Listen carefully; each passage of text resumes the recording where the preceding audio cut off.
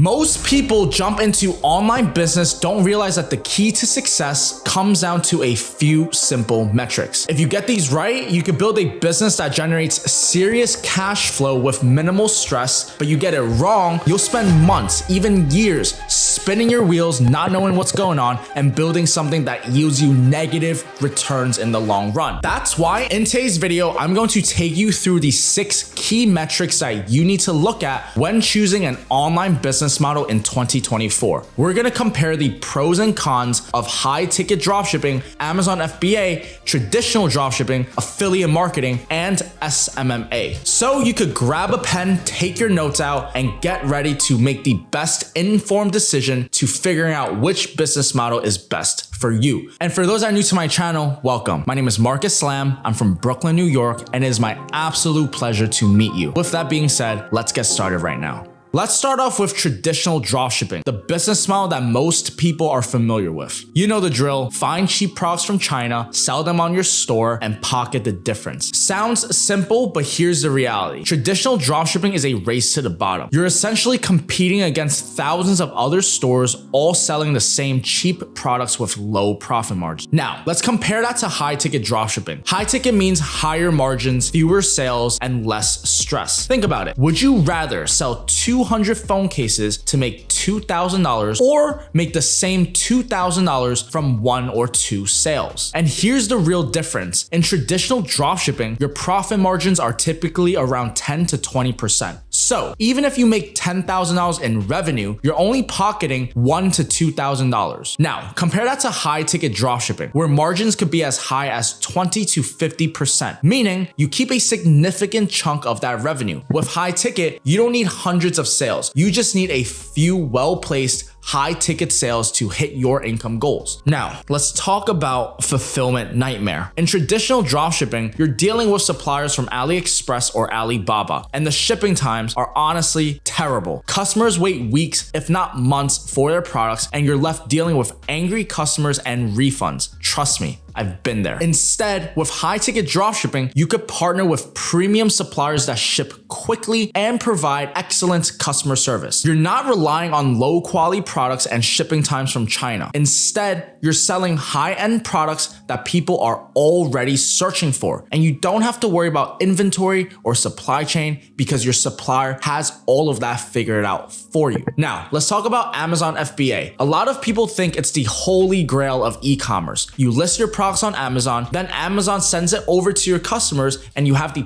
perfect world. Sounds perfect, but not so really. Here's the catch. You need upfront capital to buy inventory. We're talking about anywhere from around $5,000 to $15,000 just to stock up on products that may or may not sell. And if they don't, you're stuck with unsold inventory, losing thousands of dollars and disrupting your cash flow every single batch. Now, compare that to high ticket dropshipping, where you don't have to buy any inventory upfront, where you only purchase the product from your supplier after you've made the sale, and there's way less risk, way less stress, and higher rewards. Let's also talk about the fact how Amazon has fees that take up to 30 to 40% of your profit margin just for listing it up on their platform. With high ticket dropshipping, you have control over the margins. You can make $1,500 to $5,000 in profit per sale without giving any huge cuts to Shopify or Amazon or any of these web hosting platforms. But now let's talk about the next business model of them all, which is SMMA, which in short stands for Social Media Marketing Agency. Now, don't get me wrong, I am not here to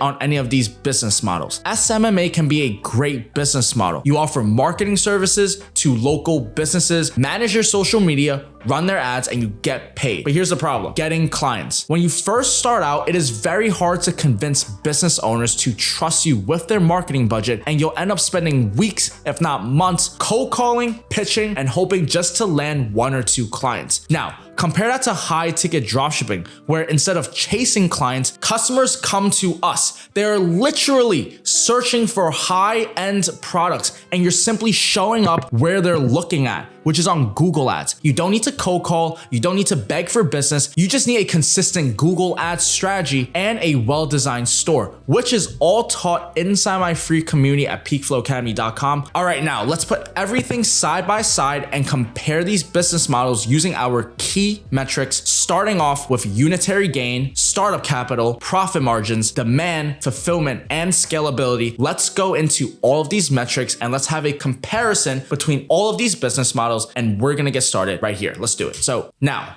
let's start with unitary gain, which is just a fancy way of saying how much money do you want to make per transaction. With high ticket dropshipping, this is where the model shines. Instead of selling $20 gadgets, you're selling products that cost $1,500, $3,000, even $10,000, which means that with just a few sales, you could easily make $10,000 a month. For example, a $3,000 massage chair with 40% profit margin gives you a take-home profit of just $1,200 off just one single sale. Do that 8 times and you're looking at close to $10,000 in profit coming into your bank account every single month. Now, compare that to traditional dropshipping where the average price point of a product is typically $20 to $50. You're making $5 to $10 profit per sale after fees and advertising costs. To hit $10,000 in profit, you're looking to sell over 1,000 units. And the truth is, that's a ton of work. There's a ton of customer service that's going to be involved. There's a ton of fulfillment. There's a ton of logistical chains. That's a hell of a nightmare. Now with Amazon FBA, unitary gain is similar to traditional dropshipping. Most sellers are pushing products in the $20 to $100 range. And after Amazon fees and advertising, you are left with 10 to 20% margins. And don't get me started on the fact that you're still needing to move hundreds of units just to break 5 figures in profit. Affiliate marketing is even tougher. You're typically earning a commission between 5 to 20%. So if you're selling a $100 product, you might only see $5 to $20. Again, you are looking at hundreds of sales a month just to hit serious numbers. Lastly, there's SMMA, $1,500 to $10,000 per client per month. But remember, you're trading time for money because you're essentially going to actively manage all of your clients' accounts, and the unitary gain is high, but it's capped by how many clients you could manage all at once. Next, let's dive into startup capital because this is where a lot of people get tripped up. High ticket dropshipping has a low barrier to entry in terms of capital. Unlike Amazon FBA, you don't have to buy inventory up front. You're only paying for ads, hosting, and maybe a website. And you could start with as little as $0 to $2,000 if you're lean. And I have tons of videos on my YouTube channel on exactly how to get started with a high ticket dropshipping store with the financial restraints that you might have. So go check it out, or I'll put it in the description down below. But once you make a sale, you essentially will take the customer's money, therefore no inventory risk. Traditional dropshipping also has low startup costs, but there's a catch. While you don't buy inventory up front, you'll need to spend money to test dozens of products. You see, most dropshippers burn through $500 to $2,000 just to find a winner, and that's not even counting ad spend. It's risky if you don't know what you're doing, and that's exactly what most beginners go into the world of e-commerce do. They don't know what they're doing, they're following gurus that are promoting a failed business model, and they're wondering why they aren't getting results. Well, do you see why, guys? Because you guys don't even have the foundations of a true foundational business, which includes all of these metrics that I just said and everything that I'm about to show you. So make sure you guys are sticking with me in this video. I know it's a lot, so make sure you guys take a quick pause if you need to, but let's continue. It's risky if you don't know what you're doing, especially with traditional dropshipping. That's why I have an entirely free mastermind on how to get started the right way using high ticket dropshipping. The guide is completely free. It's over 10 plus hours of content. It is yours for the taking. I'll put it all in the description, or you could check out peakflowacademy.com. Amazon FBA, on the other hand, it's a capital intensive type of business. It's very capital heavy, and you'll need anywhere from around $5,000 to $15,000 just to stock up on inventory.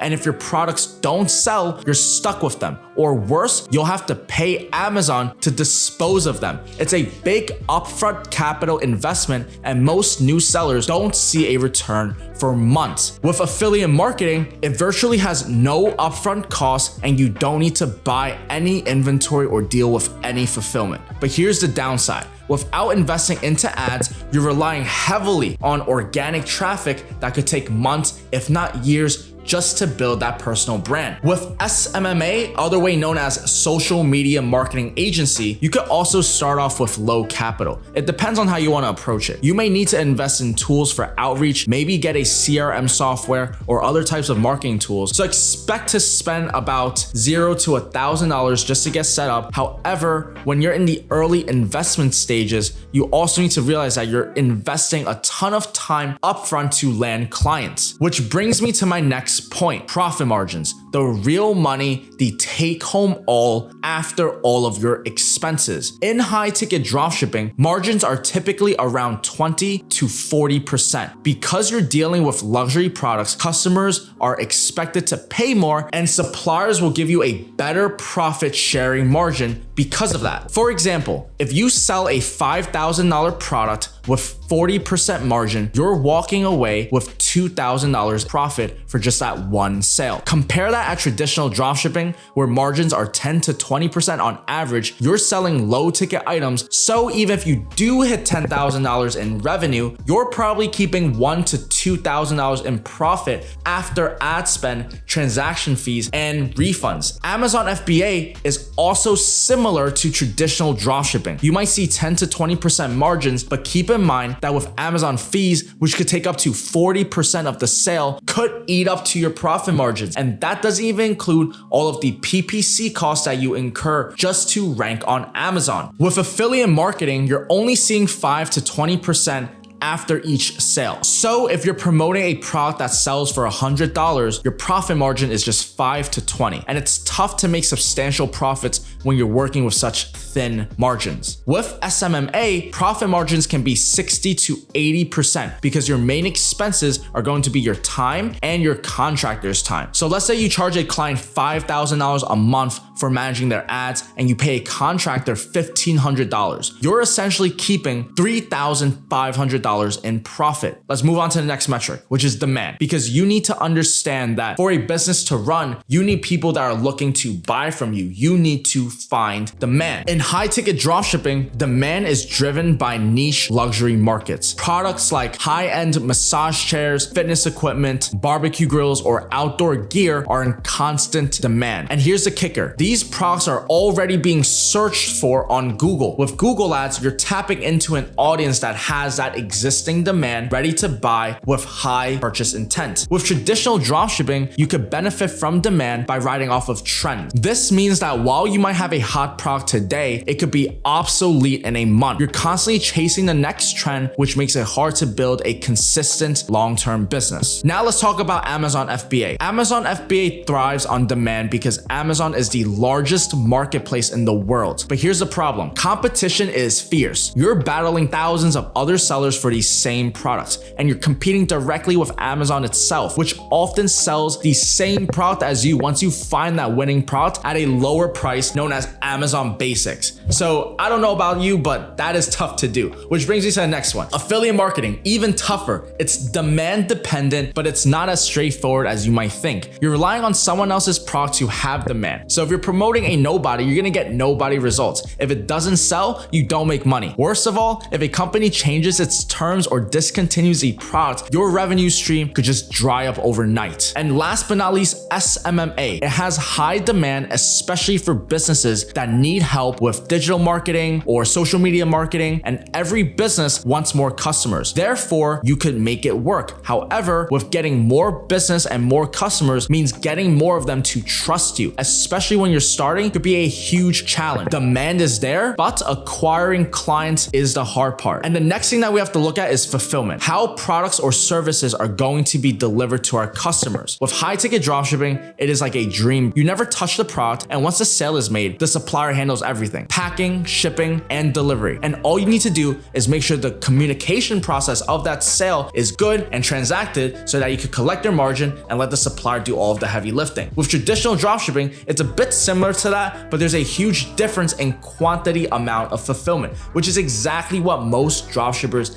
in the YouTube space will never tell you. Many products that are shipped from China with long shipping times have terrible quality control. This leads to customer complaints, refunds, and chargebacks, which will eat up all of your profit margin if you even made any from that low ticket venture in general. So that being said, with Amazon FBA, we continue with our fulfillment game, which is that Amazon FBA is probably the easiest fulfillment of them all, right? You send over your product to Amazon, they handle the shipping, they handle the customer service, they handle the returns, but you're subject to the rules of Amazon, all of the fees, and if a product gets stuck in inventory or has slow sales, you are paying for storage fees. With affiliate marketing, it doesn't involve any fulfillment at all since you're promoting someone else's product, but because of these simplified operations, it also means less control over the customer experience once you do get that affiliate sale. In SMMA, you're essentially providing a service. So fulfillment means delivering results like ad campaigns, content, or strategy. You and your team handle the work, and if clients aren't satisfied, you may lose them, which in my opinion makes SMMA a very tough business model to start with because it's very hard to have clients retention, but if you do it right, then you're gonna have clients, but therefore you also give away all of your time. So depends on what you wanna trade it off for, but that's also why many agency owners find it a hard time to scale past that initial 10, 20, 50K a month, because as you do land your first few clients, you gotta make sure they're happy first. They're paying you a few grand a month. So just keep that in mind, because the final metric that we're going to talk about today is scalability. How easy it is to grow and scale the business without getting bottled down. With high ticket dropshipping, in my opinion, scales really well, because with every new sale, you're making larger profits and the supplier handles the fulfillment, so you can focus on what you need to focus on, which is scaling the business. You're not tied down to inventory, you're not tied down to logistics, and Google Ads is the perfect lead acquisition channel for you to scale. Once you have a working system, a working marketing campaign, you just have to increase your ad budget and watch the sales come in. You're not doing any more work just to get a new sale, and the fulfillment is handled by the supplier. And now you're probably wondering, it sounds way too good to be true, and how on earth are you going to sell a multi-$1,000 product? So let me give you guys the best example I can. Imagine a jet salesman trying to sell jets to billionaires. This jet salesman has made millions of dollars selling to billionaires. However, he has never owned or touched a jet. Would you believe that? And the reason is because you don't have to necessarily own a high ticket product just to be able to sell it.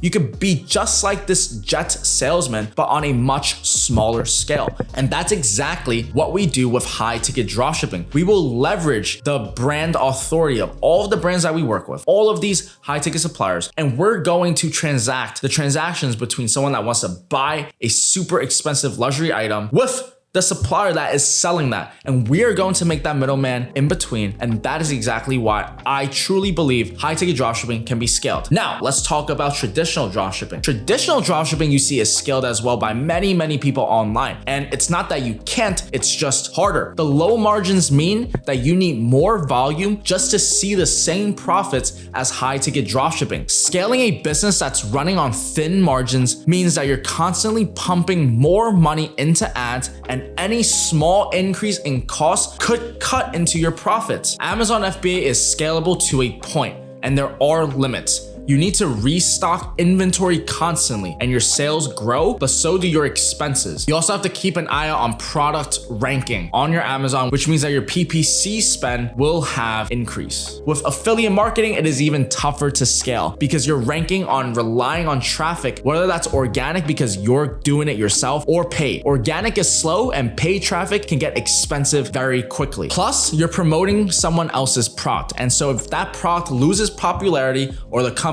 changes their commission structure, your revenues will tank. SMMA has a high potential for scalability, but again, it has tons of human management that you need to understand. To scale, you'll need to free up more people and outsource all of the tasks to your clients. That will increase your costs, and it ends up trading your time for money, and there's a limit to how many clients that you could even handle to start off with, and then let alone retain. So when you put all of these metrics together, we have unitary gain, startup capital, profit margins, demand, fulfillment, and scalability. The model that stands out in almost every category possible is high ticket dropshipping. And here's exactly what I mean by that. You get higher profits with fewer sales. You don't need a massive upfront investment. You keep more of the revenue than you make. The demand for premium products is evergreen and consistent. Your supplier handles the fulfillment. And the best part is the business can scale fast once you find the right product market fit. Now, that's not to say that the other models don't work. They do, but they come with more hurdles and complications, especially for beginners. High ticket dropshipping offers the perfect balance of low risk and high reward, and it also gives you room to scale without getting overwhelmed. If you guys are ready to learn more about high ticket dropshipping, I have an entirely free community where you'll find 10+ hours of free resources and guides to help you get started. And for those who want to scale to $10,000 a month and profit in the next 24 weeks, apply for my one-on-one coaching program where we'll work together with you to see if you're a good fit to completely change your life. If this video found value, make sure you guys comment the word e-com down below. And as always,